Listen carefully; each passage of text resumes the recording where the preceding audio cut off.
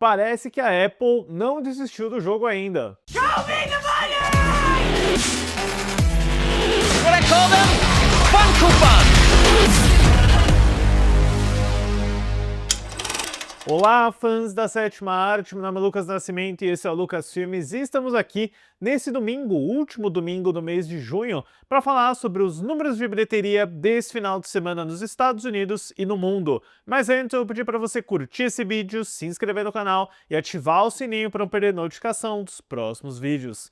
Bom, pessoal, metade do ano já foi embora, né? A gente tá no fim aí do sexto mês de 2025, então a era dos grandes filmes, né, pelo menos no sentido comercial, tá acabando. A gente pode esperar um segundo semestre. Beleza, o mês de julho vai ser forte, ele promete ser muito interessante, mas meio que termina aqui, né? E a gente pode falar mais pra frente sobre como tem sido a repercussão, o resultado de bilheterias, né? Mas hoje a gente tem um final de semana bem interessante, né? Duas grandes estreias, onde uma delas se saiu muito bem e a outra foi um fracasso completo. Eu fiquei até surpreso em relação a esse número, mas vamos começar aí, naturalmente, em primeiro lugar, com a vitória do Fórmula 1, o filme, que é essa produção da Apple lançada pela Warner Bros. Nos cinemas. Eu até li que, né, o orçamento de quase 200 milhões de dólares foi propriedade da Apple e a Warner só tem que cuidar com os custos de distribuição, e ele teve um valor aí dentro das projeções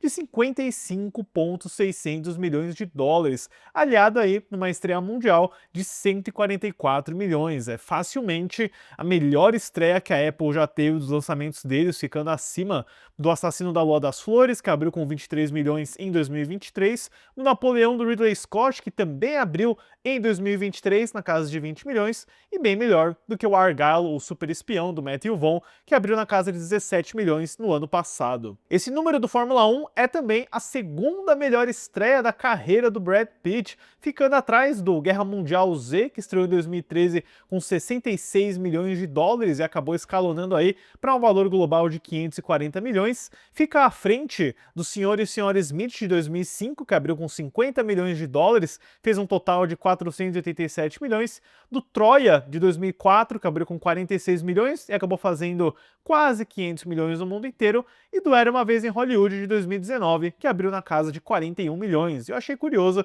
que a maioria desses filmes estreou no mês de junho, então junho é o território de Brad Pitt. E claro, o Fórmula 1 foi manchete por um bom tempo, quando a gente teve essas notícias de que ele teria custado 300 milhões de dólares. A Apple desmente e diz que o orçamento é de 200 milhões, então fica meio difícil entender qual seria o break-even exatamente do Fórmula 1, mas ele é alto. Basicamente ele é alto, né? Eu acho que ele não consegue se safar com menos de 550 milhões de dólares. Vamos ver como que ele vai se sair, mas é como dizem, né? A Apple e a Amazon, por exemplo, essas empresas de tech, elas não têm tanto interesse em quanto elas fazem em bilheteria. Isso é um bônus, porque eles estão mais interessados no serviço de streaming deles. Mas enfim, seguiremos acompanhando a carreira do Fórmula 1, foi uma ótima estreia, vamos ver se ele vai conseguir se manter nas próximas semanas. Em segundo lugar, o Como Treinar o Seu Dragão, da Universal, teve uma queda de 47% e uma arrecadação de 19,400 milhões nesse final de semana,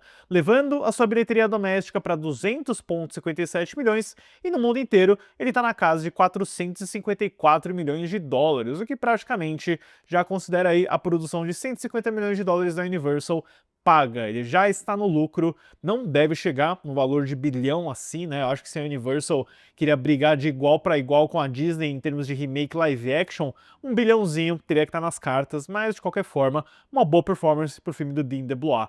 Em terceiro lugar, vejam só, o Elio, da Disney Pixar, se beneficiou de quedas e estreias negativas dos dois outros filmes do Top 5, mas ainda assim ele caiu 49%, trazendo 10,700 milhões, levando sua bilheteria doméstica para 42,225 milhões e no mundo inteiro um valor de 72,325 milhões, o que não é muito bom, considerando que o orçamento dele é de 150 milhões de dólares. Eu acho que, vamos ver, né? Eu acho que a Disney e a Pixar estavam contando com aquela resistência à lá Elementos de 2023.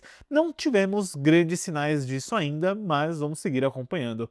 Em quarto lugar, a gente teve a estreia de Megan 2.0 da Universal e Blumhouse, que foi catastrófica, para ser bem sincero, né? O filme abriu com 10,200 milhões de dólares e um valor mundial de 17,200 milhões. É muito, muito fraco, né? A gente tem que olhar os dois ângulos aqui, né? Primeiramente, o fato de que o Megan 2.0 custou apenas 25 milhões de dólares, é um valor fácil de ser recuperado, algo na casa de 65 milhões já é o bastante para o valor de break-even, mas o fato de que o Megan 2.0 estreou tão abaixo do primeiro, o primeiro Megan, ele abriu em 2023, no mês de janeiro, na casa de 30,429 milhões e acabou crescendo para um valor de 180 milhões no mundo inteiro. Foi basicamente isso que garantiu a aprovação de uma sequência. Então eu acho que a Universal e a Blumhouse comeram muita bola em não colocar esse filme no mês de janeiro. Eu acho que foi um excesso de confiança de que eles tinham um filme grande de verão. Não foi o caso, eu não gostei tanto do Megan 2 quanto do primeiro, e a gente tá vendo aí o resultado no lado financeiro, né? Um Megan 3 vai ser meio improvável de isso acontecer, mas a gente ainda vai ter aquele spin-off do Soulmate no ano que vem. E em quinto lugar, a gente teve o Extermínio, a evolução da Sony, teve uma queda feia, feíssima, de 68% em relação à semana passada, para um valor de 9,700 milhões nesse final de semana, levando a bilheteria doméstica para 50,354 milhões e no mundo inteiro um valor de 105 milhões de dólares. Isso é uma performance muito preocupante nos Estados Unidos, mas como ele custou 60 milhões de dólares, ele está chegando perto do valor de break-even. O valor de break-even vai ser bem importante para garantir a luz verde da continuação na verdade, do terceiro filme dessa trilogia, porque o segundo já está pronto, sai no ano que vem. Vamos ver, né? De qualquer forma, ele já é o maior filme da saga, com toda certeza, uma das maiores bilheterias da carreira do Danny Boyle. Eu torço para que ele consiga pelo menos pagar as contas, porque eu quero ver o desfecho dessa história. Em sexto lugar, o Lilo e Stitch da Disney caiu 52% para um valor de 6,900 milhões, levando a bilheteria doméstica para 400,70 milhões e no mundo inteiro, vamos lá, vamos ver se dá tempo desse bilhão, 946 milhões de dólares. Se vai vir bilhão ou não, a Disney já está bem satisfeita, porque eles confirmaram nessa semana que Lilo e Stitch 2 está em produção. Então, vamos ver mais de alienígenas fofos em CGI pelos próximos anos.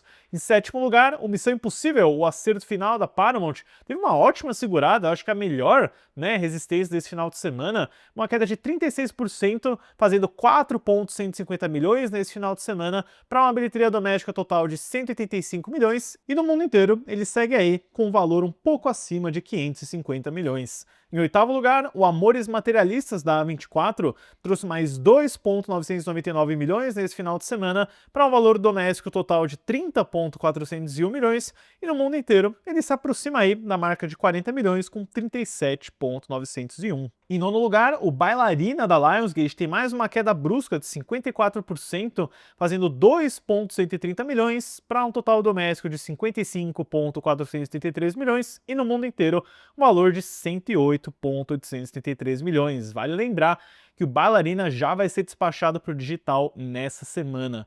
E em décimo lugar, o Karate Kid Lendas da Sony Pictures trouxe mais $1 milhão nesse final de semana, para um valor doméstico de 51,592 milhões, e no mundo inteiro ele chega aí a 102,176 milhões, quase no seu valor de break-even. Esses são os números principais de hoje, pessoal. Eu fiquei realmente chocado com a estreia do Megan 2.0, eu achei que ele ia conseguir recapturar, né, aquele senso de empolgação que o primeiro teve, mas parece que Megan não é nenhuma Annabelle no que a gente diz respeito a elemento assim de boneca de terror. Até porque o Megan deixou de ser terror, virou uma coisa mais cômica, sci-fi.